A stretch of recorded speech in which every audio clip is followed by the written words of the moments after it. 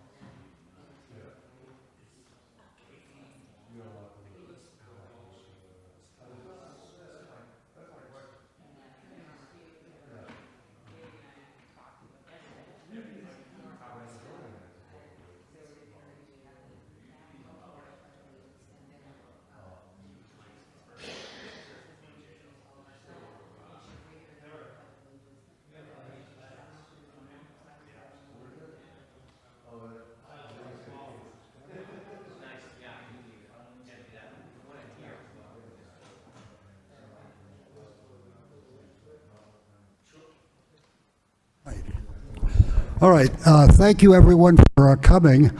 I am going to call the meeting to order. If everybody could just face the flag stand up and face the flag to the rear, that would be great. I pledge allegiance of the United States of the Republic and to the republic for which it stands, one nation, under God, indivisible, with liberty and justice for all. This is a suicide prevention presentation, so I think we're going to have a moment of silence in honor of all the veterans who have lost their lives to this terrible suicide epidemic, and also to the friends and their friends and families who have suffered so much. We'll take a minute.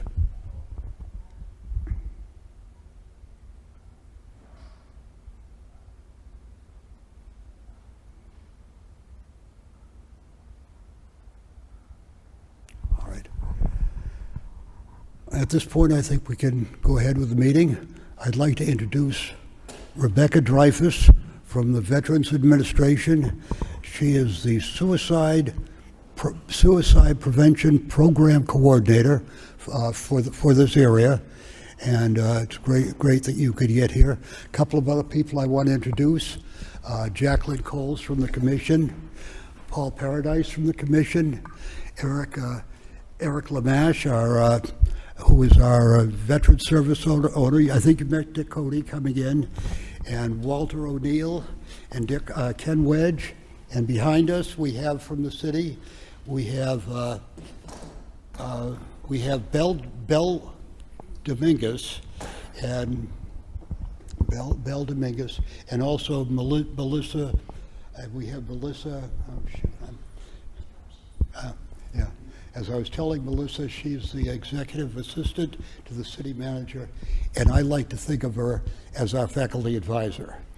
So, and who are you? She's just here with me. She's here with me. Thank you. Okay. Well, welcome. Glad you could come. At this point, I'll just have Rebecca start her presentation. There will be an opportunity for question and answers when she concludes.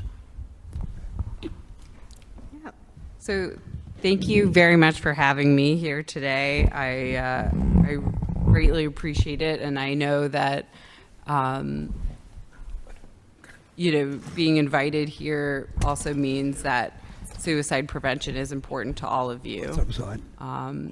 And as Jay and I were sort of planning this event, we were talking about the timing of when to schedule this. And as you might know, September is actually Suicide Prevention Month. So, it being soon after that, this is, sort of in honor of Suicide Prevention Month. So, as I mentioned, I'm going to be talking about suicide prevention today. I will note that this is an intense topic. Unfortunately, I imagine it has affected probably many of the lives of the folks in this room, either directly or indirectly. So I encourage you in the room and in space hearing this presentation. So I encourage you to take the time that you might need either during or after this presentation to take care of yourself, including talking to someone or using 988, which I will briefly touch on. So as you might know, suicide is a national public health issue. It certainly does affect the lives of veterans, but it also affects our general population. And unfortunately, there is a rising rate of suicide. And what we know is that for every one death by suicide, it affects 135 other individuals.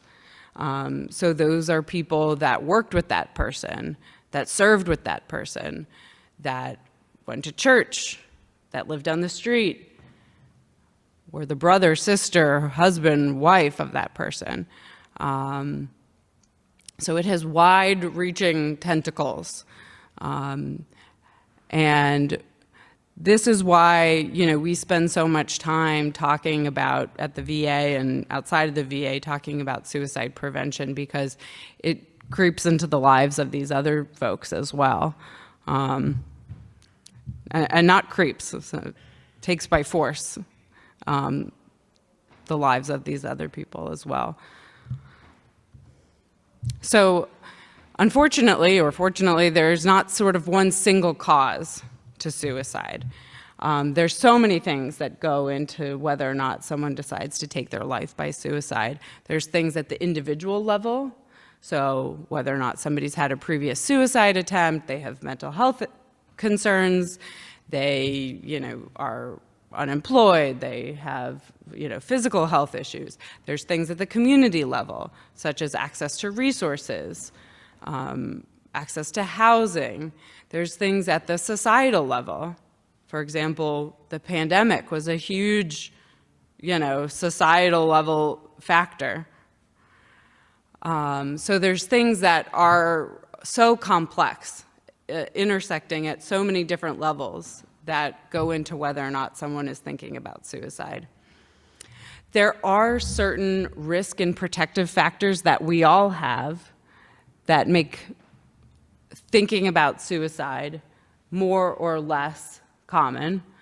And when we're talking about suicide, we're always wanting to decrease the risk factors and increase the protective factors. So the risk factors that we're going to be looking out for are whether or not someone has had a previous suicide attempt, they're struggling with some mental health issues, substance abuse, whether or not they have access to any methods to hurt themselves or kill themselves, which I'm going to spend some time talking about, a recent loss. This could be things like a marriage, a friendship, a loss of a pet, loss of a job, financial issues, unemployment, homelessness. These are all risk factors. And some of these things are things that we can't change. So for example, I can't change whether or not somebody's had a history of a previous suicide attempt, but I can change whether or not someone has access to job resources. And I can change whether or not someone has access to healthcare. So those are the things I'm going to be wanting to focus on. So that gets me to the protective factor side. So to increase someone's safety, I'm going to want to focus on the protective factors. So protective factors are access to healthcare, access to mental health care, a sense of connectedness. And the connectedness can really be, can take many forms. It can be connected to a church, connected to a motorcycle club, connected to the Lowell Veterans Commission, connected to any number of things. Feeling like you have some kind of mission, a purpose, employment. I mean, the list can go on. So I mentioned this earlier, but access to lethal means is a significant risk factor. So what are lethal means? So lethal means is a way by which to kill oneself. And what we know that for veterans, a particular risk factor is that they are much more likely to die by firearm. As you can see in this chart, or in this graph. And what we know about firearms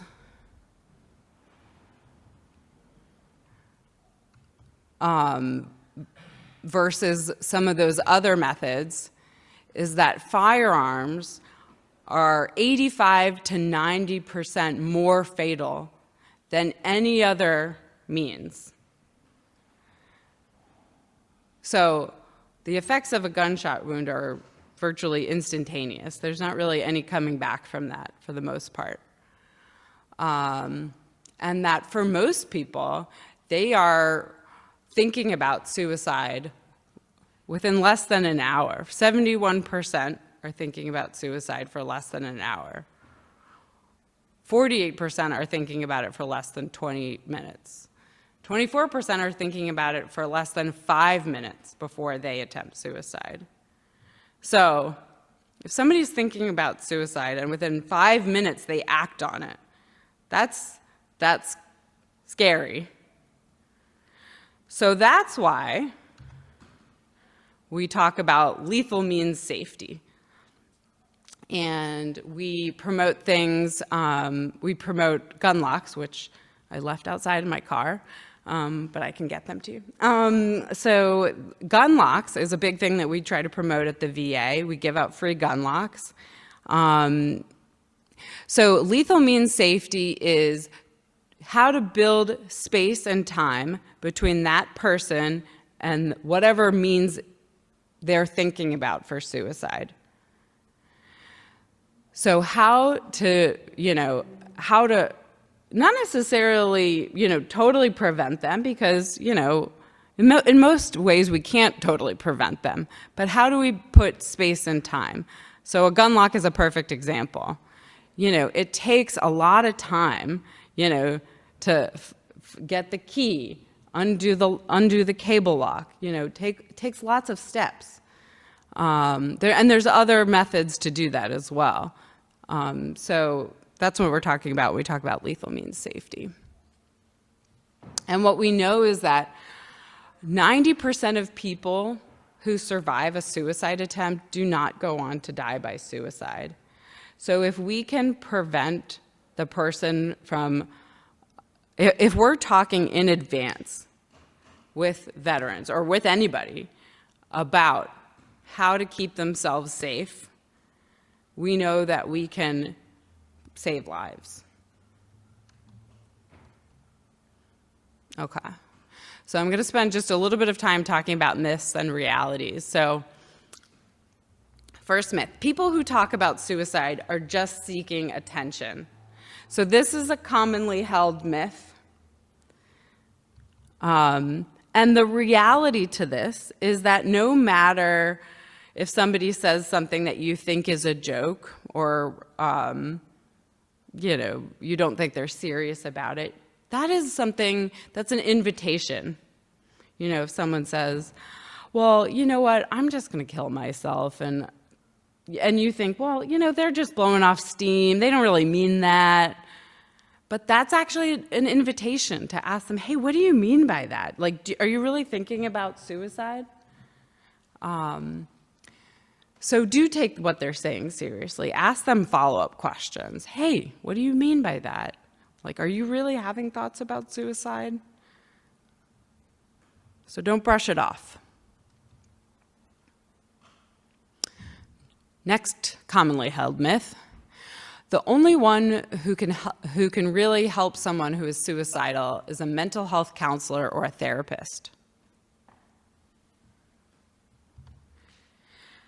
And the reality to this is that you don't need special training to raise the topic of suicide with someone.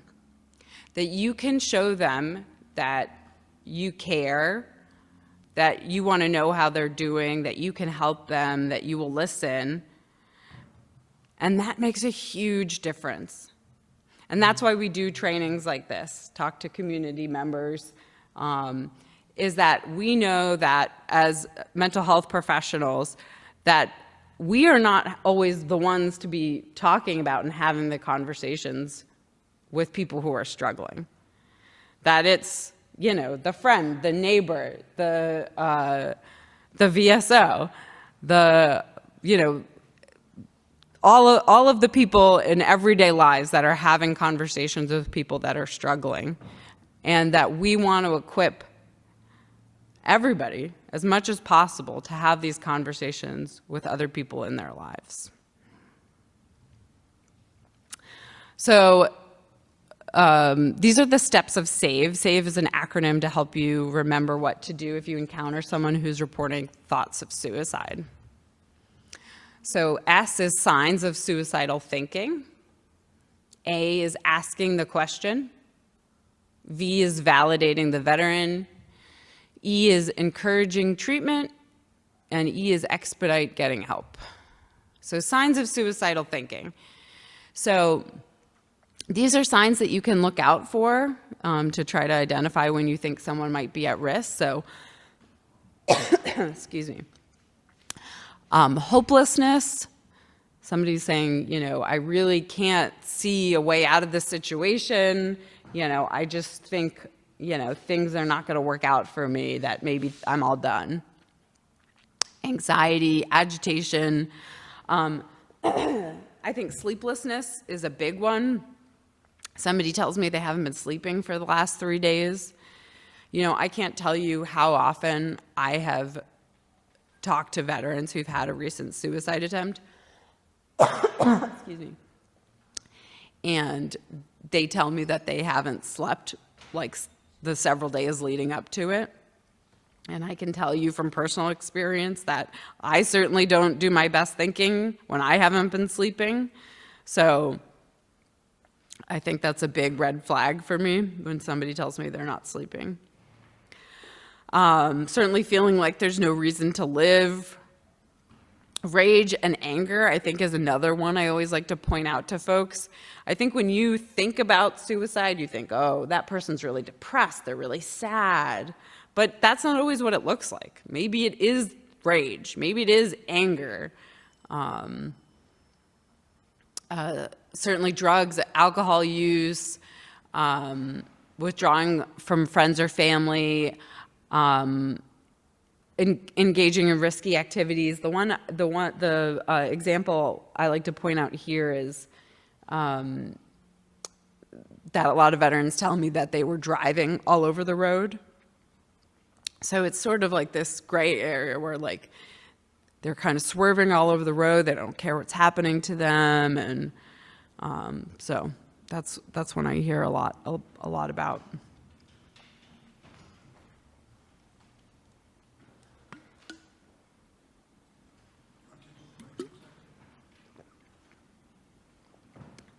Just had to wet.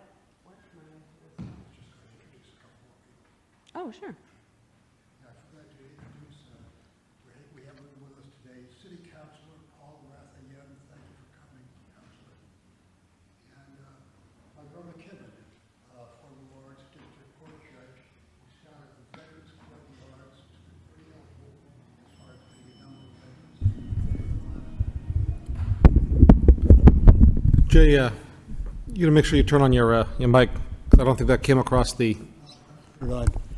Anyway, welcome to City Councilor Paul Rathayem, and also my brother Kevin, who was a Lawrence District Court Judge and established the Veterans Court in Lawrence, which has been very helpful as far as helping veterans rebuild their lives.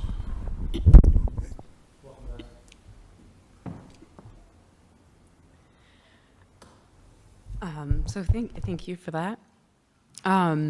So in this next slide, this is a continuation of the signs of suicidal thinking, but these are ones that would need sort of immediate attention. So if someone is reporting actively thinking about hurting or killing themselves, they are looking for ways to die, they're talking about death, dying, or suicide, or this really extreme risk-taking behavior, you know, especially when it comes to drugs and alcohol. These are things that need immediate attention. Okay, the A of SAVE, so asking the question. It is as simple as saying, are you thinking of killing yourself? Some do's and don'ts. So do ask the question if you've identified those warning signs and symptoms that we went over. And also ask the question in a way that flows with the conversation. So, for example, when I talk to veterans, I try not to introduce myself and say, I'm Becky, I'm the suicide prevention coordinator. Are you going to kill yourself today? Because people don't like that. They feel like you're checking a box.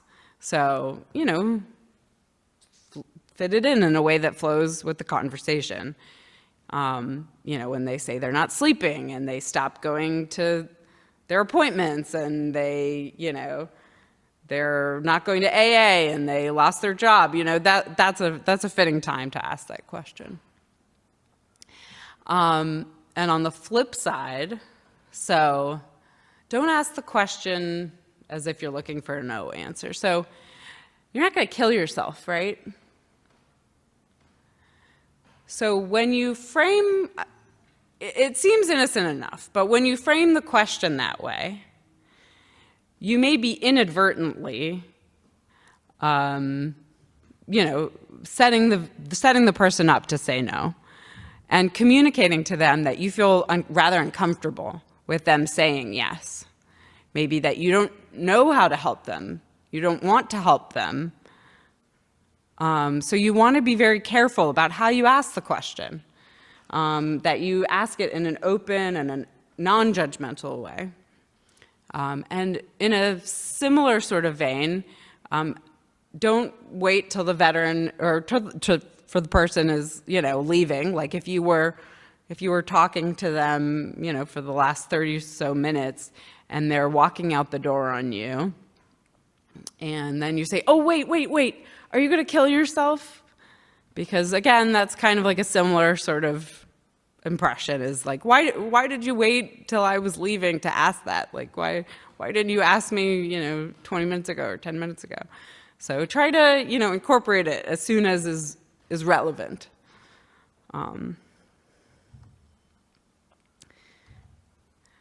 Okay, so the V in SAVE, validating the veteran. So, talk openly about suicide. I recognize that it can be very scary to talk about suicide, and especially for folks who've had, their own personal experiences with it.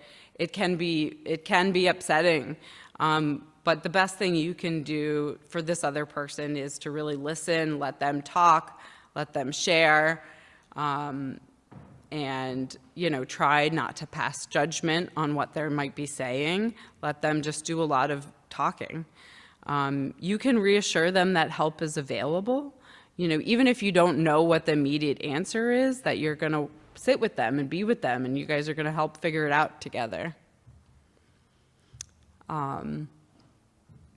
The E in SAVE is encouraging treatment and expedite getting help. So what should you do if you think someone is suicidal? So don't keep what they're saying a secret, even though it feels like maybe you should. Really try to encourage them to seek help immediately and seek talking to a professional. And whether that be calling 911, going to a local emergency room, or dialing 988, which we can chat about. So just, again, when you're talking to a veteran or anybody who's struggling with suicide, try to be calm,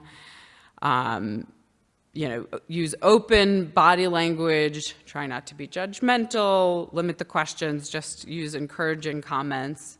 If you know other people that have struggled with this before, you can share with them that, for example, I've said, I've worked with people who've been maybe not in your same shoes, but similar shoes, and I know that, they have eventually worked through things like this, and I believe we can help find a good space for you as well. So that is SAVE. Okay, I'm going to spend a little bit of time talking about resources, and then we could get to some questions. So 988. So hopefully a lot of you have heard of 988. But for those who haven't, 988 is the National Suicide Prevention Hotline. But if you press 1, it takes you to the Veterans Crisis Hotline.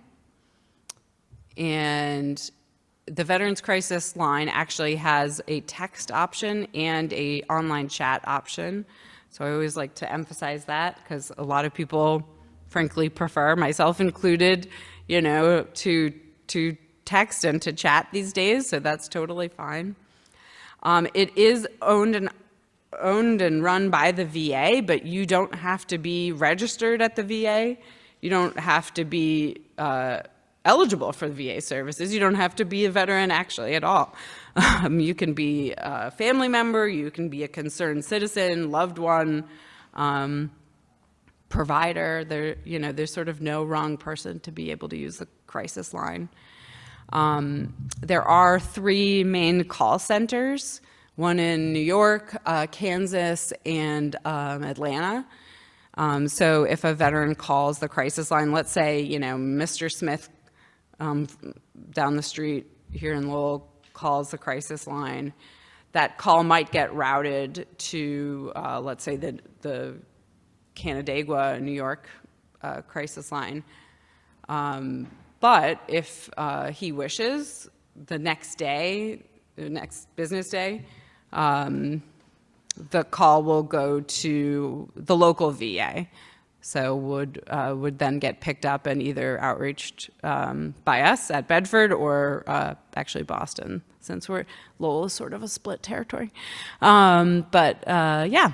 So that's the crisis line. And if needed, although that happens in less than, I think it's 2% of the calls, if needed, they can send out emergency services. But most people are calling and just getting the help that they need, and not getting ambulance services. But if needed, they certainly can do that. In terms of other local resources, I myself am a suicide prevention coordinator, and there's a whole bunch of us all across the U.S. So even if you're a veteran, you relocate to Hawaii or, Florida, although I wouldn't recommend it right now, I can get you connected with a suicide prevention coordinator in that area. And these are just more resources at that same site.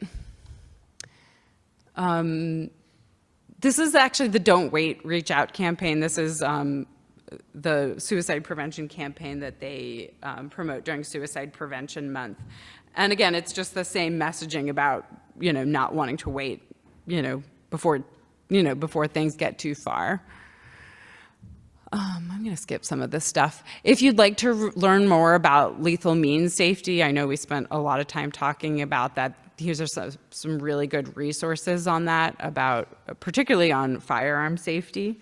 So if you'd like to look up, there's some more stuff here. And some really good resources on LGBTQ info from the VA. I'm actually not going to spend too much time on that, on the rest of these resources. Oh, actually, this one I do want to. This is the Safety Plan app. So this is a free app. So if you are not aware of what a safety plan is, a safety plan is a wonderful tool, an evidence-based tool to help an individual who is struggling with suicide. You can, like I said, you can download this. It's for free. It's on your phone. It walks you through sort of what to do, step by step, if you're struggling with thoughts about suicide and sort of how to reach out for help. And it's an excellent resource. So definitely recommend that one. This is the VA's postvention website. So if you're not familiar with postvention is what happens after a suicide.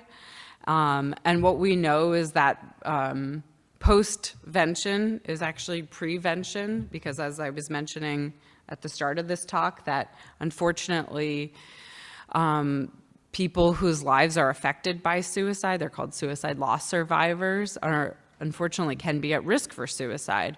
So when we do postvention work, that means we're outreaching the people who are affected by suicide. So those efforts are called postvention. So this is VA's website on postvention. So there's a lot more time and attention being spent on that, which is wonderful. We actually have a postvention team at Bedford, so we spend a lot more time on that now, which I'm so pleased about. If you are interested in accessing a training that's very similar to this online. Look no further than this website. So if you want to revisit this again, that it's available for free at this Psych Armor. So that's also available for you. And that's about it. So that has gotten me to I sort of flew through, but that has gotten me to my questions portion. So I think we decided we'll invite people up to the mic if you're not already at a mic. Absolutely. So if anybody has a question for Rebecca, just raise your hand and she'll call you up to the mic. I have a 988 story. Yeah. Do you want to?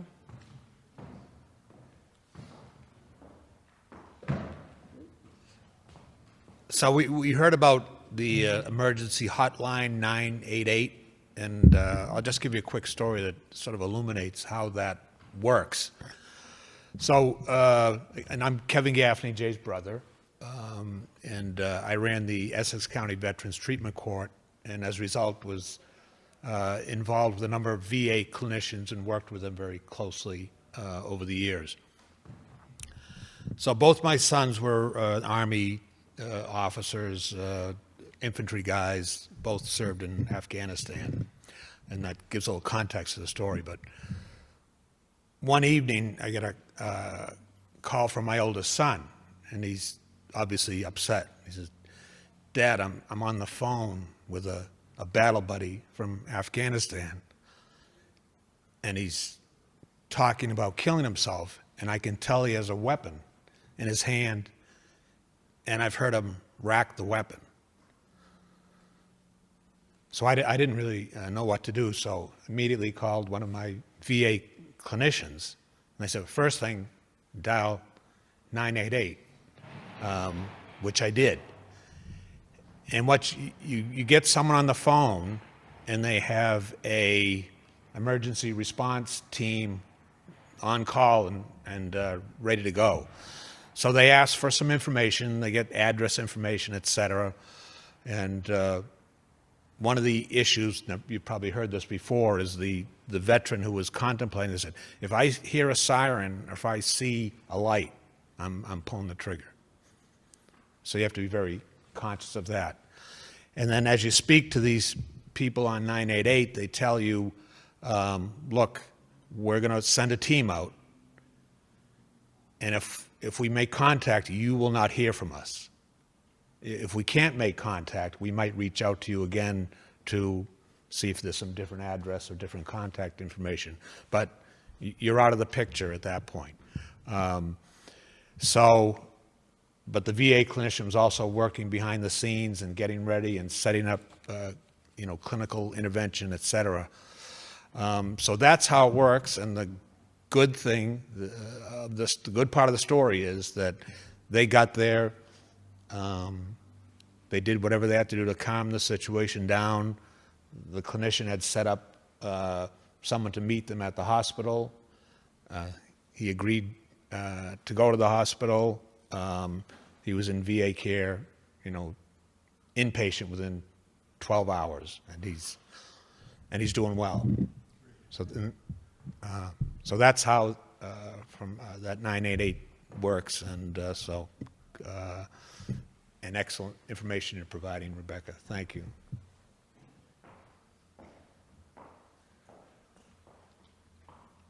Glad to hear it. I'm so pleased to hear there was a good outcome. He's doing well. Yeah, and Dad with a couple of kids, it would have been horrible. yeah, and I think also I knew it wasn't your intention in sharing that. Like, the part of the story was not your intention in sharing this, but actually the part of the story that I really like that you shared is actually the role that your son played. Yeah, you stay on the phone, I'll call this person, and it was just, you have to maintain the communication. Yeah, I think that so often when it comes to these crises that probably I imagine some of you have been in this room, is that, you have to think quickly and, we have to call for reinforcements and,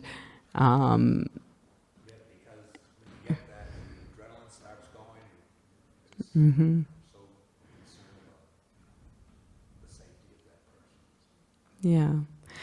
And there's a lot of things. I mean, I certainly feel terrible that the person is suffering, but there's a lot of things that I like about the story, which is that, you're reaching out to a buddy who probably knows what it's like. So that is wonderful. And I also am so pleased to hear that, in the midst of a crisis, I think it's probably easy to remember 988, which is, I think, no accident that, they choose something that's easier to remember. So I'm glad that they moved in the direction of the 3-digit number. So I huge kudos to your son and to you for just doing the work that you did. I think that was a huge role and probably went, maybe, maybe you guys didn't get the credit you deserve for playing such a huge role in saving a life.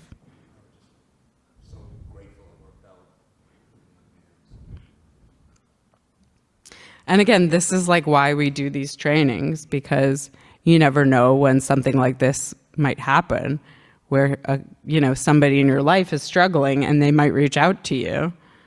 Yeah.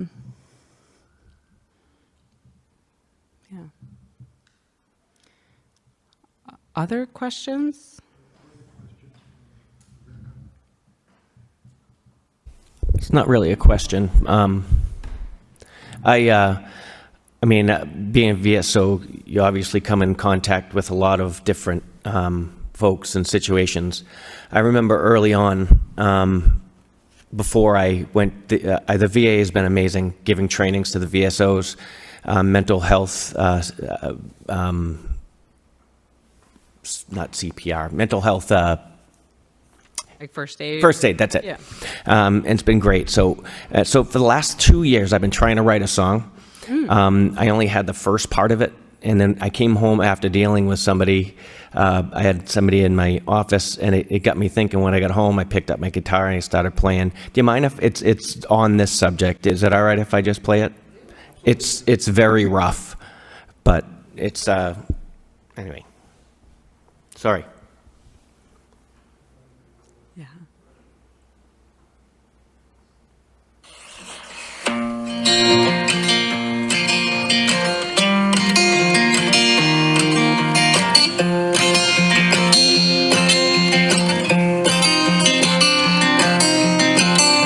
They say we leave no one behind. Bring them home, yeah, they'll be fine. Bring the family and we'll all have a beer. Yeah, we'll just hug away the fear. They'll forget I've been gone so long. You'll be fine, just trust me, son. They can't see my soul, it's broke. Pain I have goes unspoken. There's days I can't get out of bed. Crowds and noises, things I dread. The memories and the voices, nightmares and the choices. The things I pray to God I could unsee. The things you only see on your TV. Take another look, I know you will find I'm still fighting battles, I'm losing in my mind.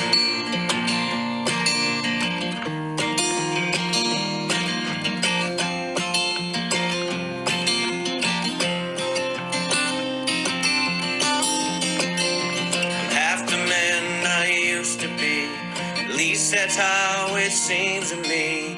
And I know you will never understand.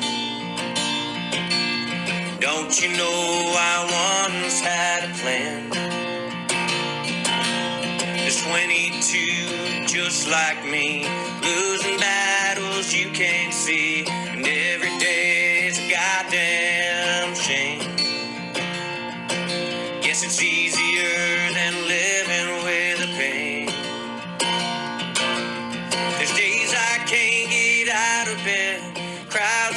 noise, the things I dread, the memories and the voices, nightmares and the choices, things I pray to God I could unsee, the things you only see on your TV.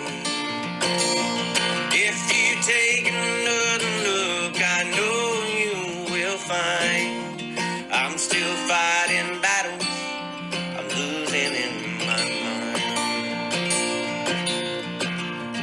If you take another look, I know you will find I'm still fighting battles I'm losing in my mind.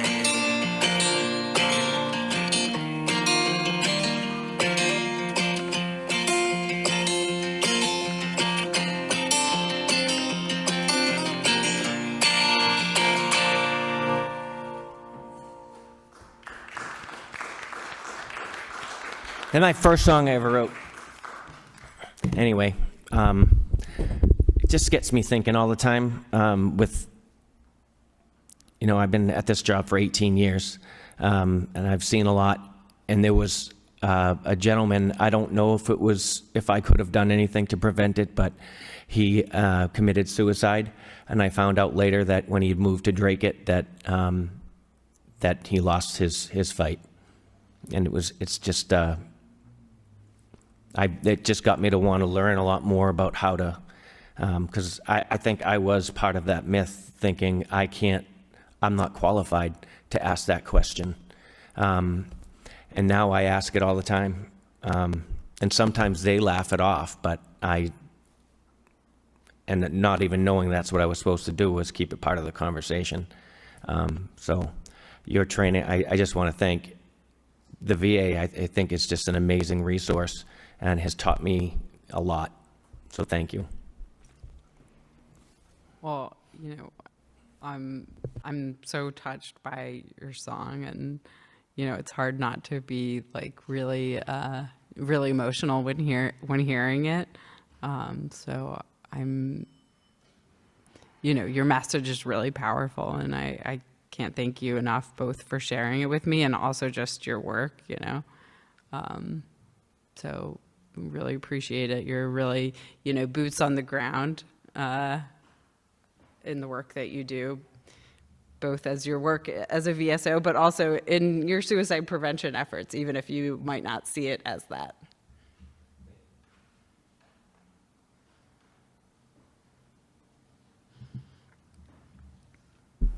Well, thank you very much. You guys do an awesome job. I've seen it firsthand as a police officer. You guys have called us multiple times to go over and help you guys out. And I can tell you guys are truly dedicated to you guys' job. You guys do an amazing job. Thank you again.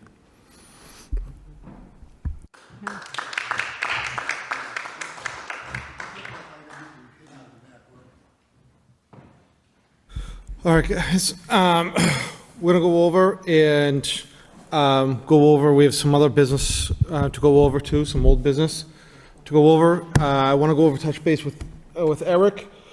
How are we going over? Do we have any updates you want to address with us? Sure. November 8th, the Vet Center is actually, I'm going to just help out as much as I can, but they're going to be holding a Veterans Day event over at the new Veterans Park on Douglas Road at 10 a.m. More to come on that. There's a flyer that I'll be sharing. Our banner program that we have, the Heroes Banner program this year, I'm going to be starting it now. And there'll be a deadline of March 14th, just because last year I didn't leave the DPW a whole lot of time to put it up. I want to respect their time. So applications are open if anybody is interested in applying for a Heroes Banner.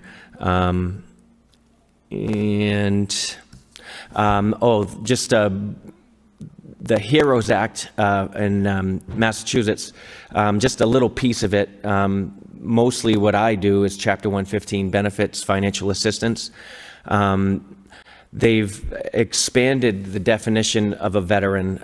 Massachusetts, for many years, was much different than the VA. The VA had a more open eligibility. The Massachusetts Department of Veteran Services has opened it up, the eligibility to, before it used to be just under honorable conditions. Now it's anything, as long as it's not under dishonorable or other than, I think even other than is eligible.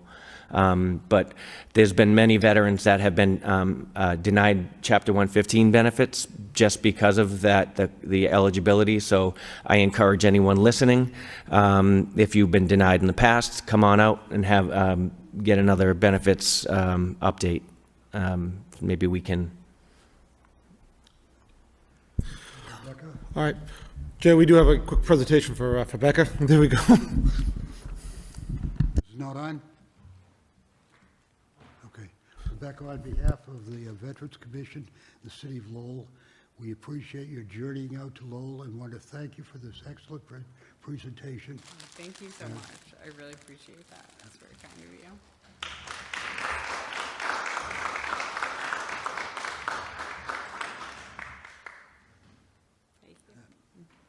Okay. Eric, do you have anything else to add? No, sir. Also, we have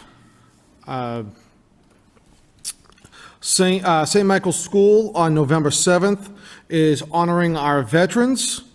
At 08, they're going to do a flag raising ceremony, and they're going to go into the school for a mass at 08:15, and then we're going to go downstairs at 09 for some light chow.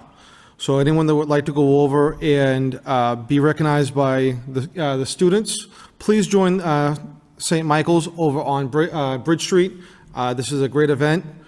They would love to go over and honor our veterans. I've done this in the past. This is awesome. And the kids love seeing our veterans. All right.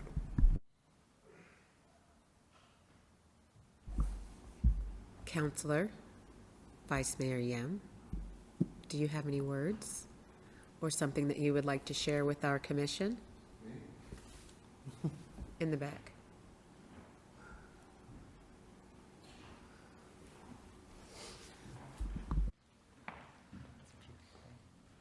Thank you so much, Becky, for sharing with us. It's moving presentation. So, my name again is Paul Ratayam, the Vice Mayor of the City of Lowell, City Councilor, and I'm also the Chair of the Veteran Subcommittee. In my capacity, I made a proposal to plant American flags in front of the City Hall at the Ladd and Whitney Memorial. On Memorial Day 2025. Each flag will represent all veterans from the City of Lowell that died defending our country in all the conflicts or wars. So I reached out to our local historian, Richard Howe Jr., to see way that we can identify all the veterans that lost their lives who are from Lowell. So Dick Howe was kind enough to compile a really comprehensive list of the Lowell veterans who passed away, all the conflicts. So what he sent it to me breakdown as following. During the Civil War, there are 646 veterans from Lowell. Spanish War, Spanish-American War, 32. World War I, 111. And World War II, 436 soldiers from Lowell. Korean War, there were 31 soldiers from Lowell that passed. Vietnam War has 20, and Persian Gulf War has 1. A global war on terror has 1. So a total number of the veterans that lost their lives defending our country who are from Lowell is 1,278. So next Memorial Day, the Lowell Veteran Commissions, the Eric Lamarche and the city will remember those who lost their life defending our country, who are from Lowell. This is similar to what Boston is doing on the Boston Common. Boston Common has about 37,000 flags representing all the people from Massachusetts that lost their lives. So we want to do the same in the city of Lowell for all the veterans who lost their life, all the conflicts. So I'm happy to say that I was reaching out to the Lowell High School ROTC to get involved, and Sergeant Dave Smith were at the meeting last night, at the subcommittee meeting, and also reach out to the Lowell Vet Center here in Lowell, and they were ecstatic that that we do this, and they would like to participate as well without having to travel to Boston. They normally travel and volunteer Boston Common. So I'm very excited, and I like to also invite all of you to be part of this.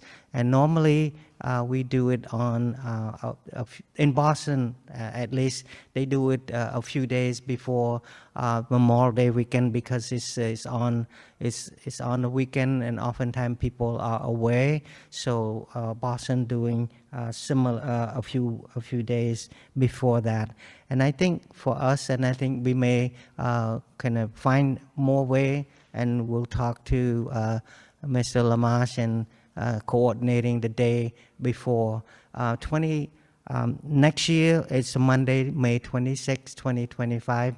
That's a Memorial Day. So we may do it a few days before that, so that to get the flags up. And if we have to, we probably can plant it along the City Hall front lawn as well, because the Ladd and Whitney Memorial Ground may not be enough to accommodate 1,278 flags. So we can also continue to the city front lawn as well. So I'm excited, and I hope to continue this tradition to honor and remember those who lost their lives from Lowell, defend our country and freedom. Thank you so much.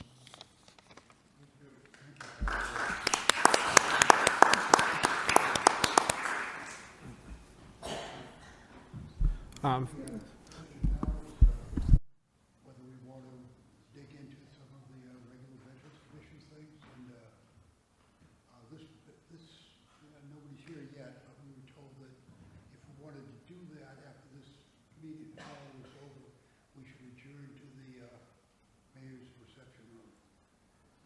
So it's up to you.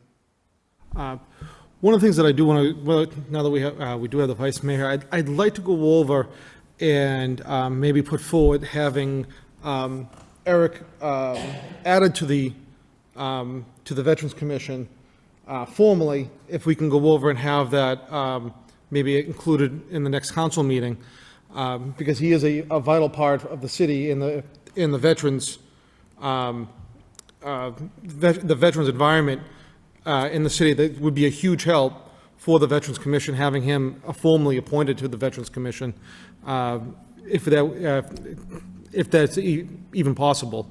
That would be a nice. He would be a great addition. I can check with the solicitors and check with the city managers, because for some reason I thought he was employed by the city. That means he's not a member of the commission. He just served as the director of the Veteran Commission, right? Is that how it's being done, Eric? That's I think that's how it's been. I'm here to ask questions. I think I'm here to work with the commission. Yeah.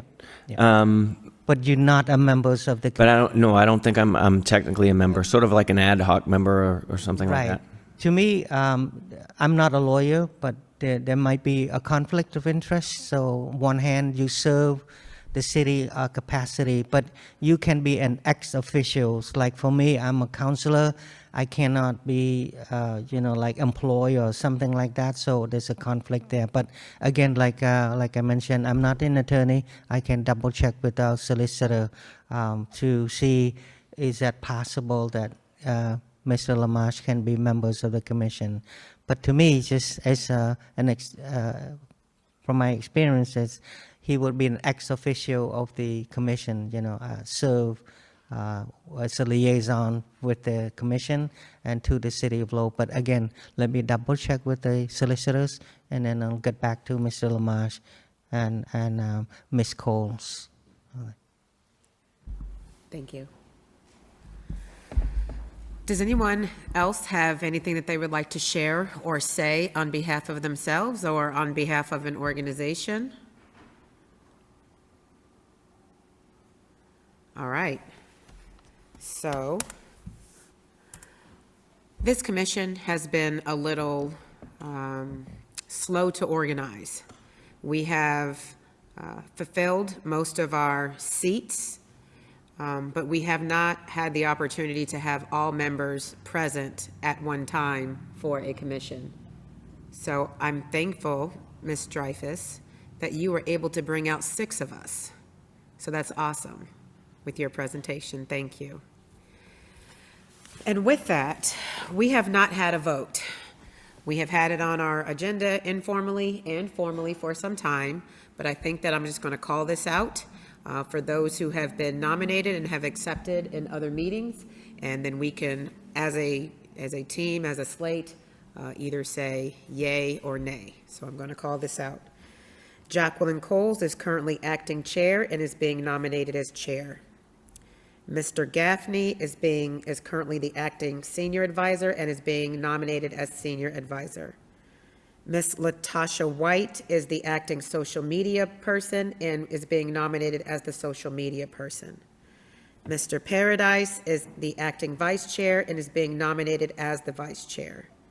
Mr. Cote is serving as the acting sergeant of arms and is being nominated as the sergeant of arms. Mr. O'Neill is the acting support services lead and is being nominated as the support services lead. We have two positions that are currently serving as general members of this commission. We have our clerk/acting clerk position, which is currently vacant. With what we have on the table, for the gentlemen that are in the room and the lady, are we all in favor? Say aye. Quick question. Yes. I didn't hear who's going to be the secretary or the clerk. That position is currently vacant. It's currently vacant. All in favor, say aye. Aye. Aye. All opposed? Any abstentions? Awesome. We have a voted-in commission. Took us a while, but we got there.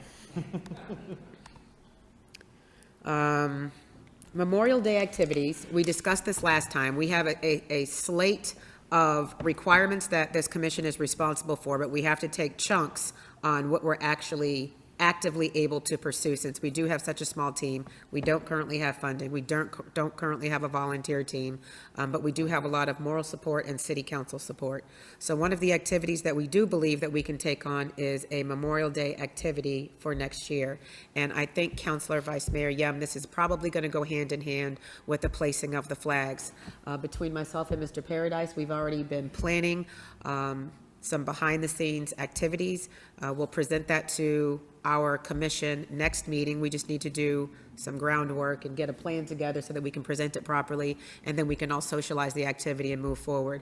We expect that this first year, it may not be as grand as we would like, but that's okay, because when you put a train in motion, it maintains momentum, and that's what we expect. So this commission, many of us have our commission that expires in February. For those of us that want to renew and continue, we will be looking to update our commission. Even if we don't carry on with our commission, we will still open the opportunity for folks to help with our Memorial Day.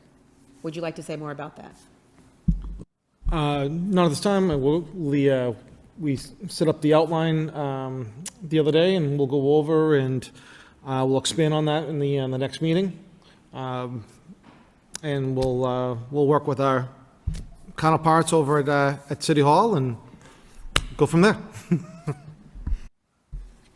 Awesome. So the majority of this meeting was intended to be for the briefing and for the voting, but for the members, I'm just going to ask one by one if we have any questions, comments, or any other good of the order. Mr. Wedge. Mr. Would you mind turning on your mic? I like the idea of Memorial Day being before the holiday itself, you know what I mean? I don't know what day it's being planned on, but would that be like a Thursday or a Friday? I know you don't know yet. But We haven't thought about the exact day, but we'll definitely take that into consideration, so thank you. yeah, Anything else? that's it. All right, Mr. I want to be Cote. here. I want to be there. You will be there. Well, I want to go away on Memorial Day. When is the next meeting? The next meeting is the second Tuesday of the month, which will be November 13th?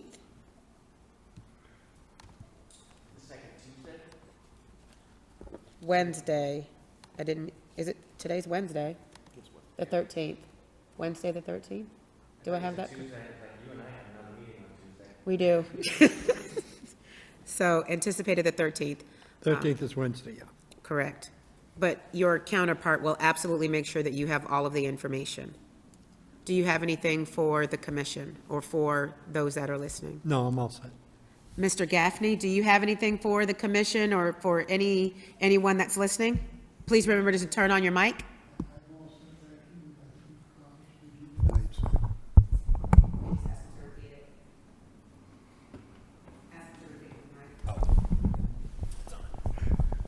No, I think I'm all set. We've accomplished a great deal tonight, and I think we're ready to move on a couple of good projects. Absolutely. And Mr. Gaffney, on behalf of our commission, I just want to say thank you because you have been serving this commission for some time. You have provided us with all of your wisdom. You organized and set forth this suicide prevention briefing today, so we thank you for that very much. Mr. Paradise. I got nothing. You guys did an outstanding job today. Thank you very much. Okay, awesome. Mr. LaMarche? Okay, awesome. So next month, we are meeting on the 13th. I just want to let everyone know that State Rep Elliott, having contacted his assistant, his person, his contact, he intends to be here to talk in depth about the HEROES Act. And Mr. Terry Ryan, the Parking Commission, Terry Ryan. Mr. Terry Ryan will be here as well to tell us about the veterans parking and how that's going to work in the city of Lowell. Please also realize that, of course, Veterans Day is next month. A little soon for us and this commission to perform something, but I would ask that everyone take a friend, take a veteran, and do something meaningful on Veterans Day. All right, I guess that concludes our meeting for the day. It does. Thank you all so much for coming. Enjoy the rest of your day. Thank you.